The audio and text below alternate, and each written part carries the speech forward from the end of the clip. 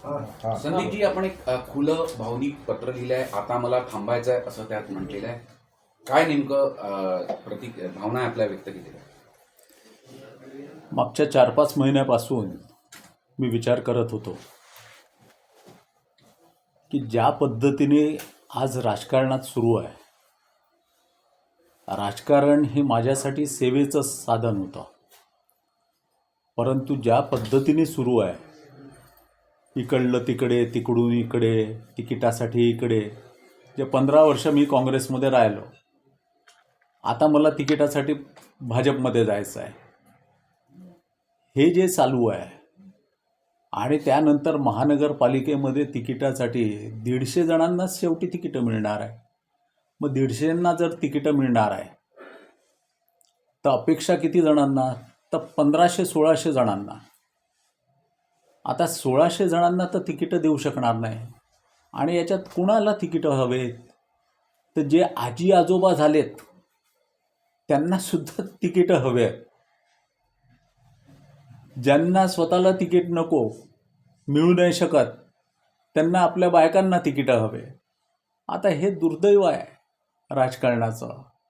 आणि माझ्या मनात 4-1 महिन्यापासून हे चालू होतं की कुठेतरी आपण थांबून समाजापुढे एखादा आदर्श आपण उभा करावा. थांबायचं म्हणजे काय? तर राजकारणातून, सक्रिय राजकारणातून निवृत्ती घ्यायची. तशी माझी आमदारकी 13 मेपर्यंत आहे, आणि 13 मेपर्यंत असल्यावर पार्टीने मला त्यावेळेला दिली तरी मी ती नम्रपणे नाकारणार आहे. त्यामुळे कुठेतरी थांबलं पाहिजे आपण. आणि माझे जे सामाजिक प्रकल्प आहे, माझे क्रीडा प्रकल्प आहे, याच्यामध्ये अजून भर टाकून अजून काही सामाजिक प्रकल्प जर करता आले तर मी ते 100% करणार आहे. आणि त्यामुळे मी सक्रिय राजकारणातून 13 मे नंतर निवृत्ती घेतलेली आहे. सगळ्यात महत्त्वाचं, आपल्या काही समर्थकांना उमेदवारी नगरसेवक पदाची दिली नाही आणि त्यामुळे तुम्ही नाराज असल्याचं एक चर्चा आली आहे. ही चर्चा अत्यंत चुकीची आहे. संदीप जोशी एवढा छोटा माणूस नाही आहे. भारतीय जनता पार्टी माझ्या रक्तात जर बघितलं तर भारतीय जनता पार्टी माझ्या रक्तामध्ये आहे. मला काहीही याच्या आधी देखील अनेकदा असं झालं, पण तर त्यावेळेला मी काय पार्टी सोडली किंवा पार्टीतून रिटायर्ड व्हायचं असा विषय घेतला नाही. आणि आज माझ्या अनेक कार्यकर्त्यांना सुद्धा तिकीटं मिळालेली आहेत. मग आता त्यांना मिळाली, 1-2 नाही मिळाली पार्टीच्या याने. पार्टीचं शीर्षस्थ नेतृत्व जे ठरवतं ते मला मान्य असतं.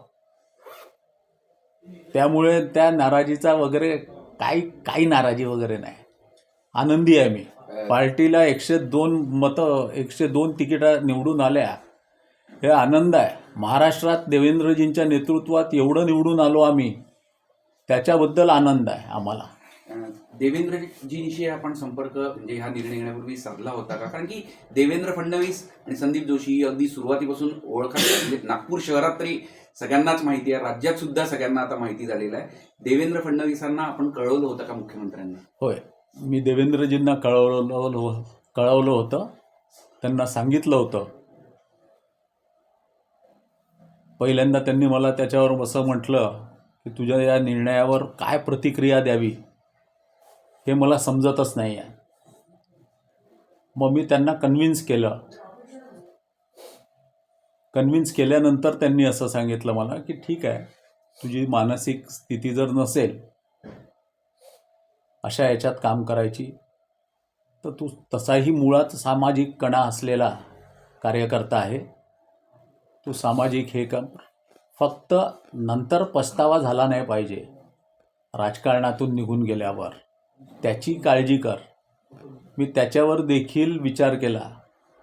2 दिवस मी माझ्या परिवाराशी बोललो आणि त्यानंतरच हा निर्णय जाहीर करत आहे. मी कार्यकर्त्यांशी कोणाशीही बोललो नाही. मग इथून पुढे काय वाटचाल असेल, काय तुम्ही ठरवलेलं आहे राजकारणामध्ये?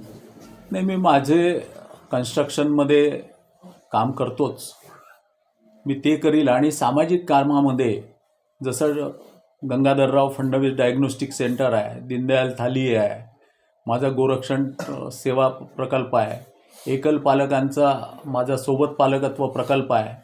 याशिवाय अजून काही प्रकल्प जिथे समाजाला माझी गरज आहे त्या ठिकाणी मी जाऊन उतरेल.